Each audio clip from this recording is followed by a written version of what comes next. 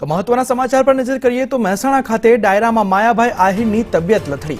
કડી તાલુકાના જુલાસણ ગામમાં ડાયરો હતો। ડાયરો ચાલુ કરે તે પહેલા જ તેઓની તબિયત લથડી અને સારવાર અર્થે અમદાવાદના ઝાયડસ હોસ્પિટલમાં તેઓને ખસેડવામાં આવ્યા છે। માયાભાઈએ ચાહકો માટે સ્તુતિ ગાવાનો આગ્રહ રાખ્યો। તબિયત લથડી છતાંય તેઓએ ચાહકો માટે સ્તુતિ ગાવાનો આગ્રહ રાખ્યો અને પછી તેઓની તબિયત લથડતા તેઓને એમ્બ્યુલન્સ મારફતે અમદાવાદની ઝાયડસ હોસ્પિટલમાં સારવાર અર્થે ખસેડાયા છે।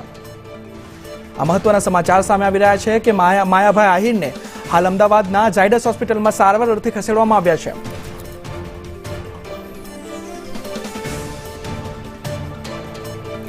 ત્યારે કડી તાલુકામાં આ ડાયરો હતો માયાભાઈ આહિરનો। જે ડાયરો હતો ત્યારે તેઓ ડાયરામાં પહોંચે ત્યારે તેમની તબિયત લથડી છતાં પણ તેઓએ સ્તુતિ ગાવાનો આગ્રહ રાખ્યો તેમના ચાહકો માટે અને સ્તુતિ ગાઈ અને પછી અચાનક તેઓની તબિયત લથડી અને ત્યાંથી તેઓને એમ્બ્યુલન્સ મારફતે અમદાવાદ ખસેડવામાં આવ્યા। અમદાવાદની ઝાયડસ હોસ્પિટલમાં તેઓને ખસેડવામાં આવ્યા છે। ત્યારે ડાયરો ચાલુ કરે તે પહેલા જ તેમની તબિયત લથડી છે।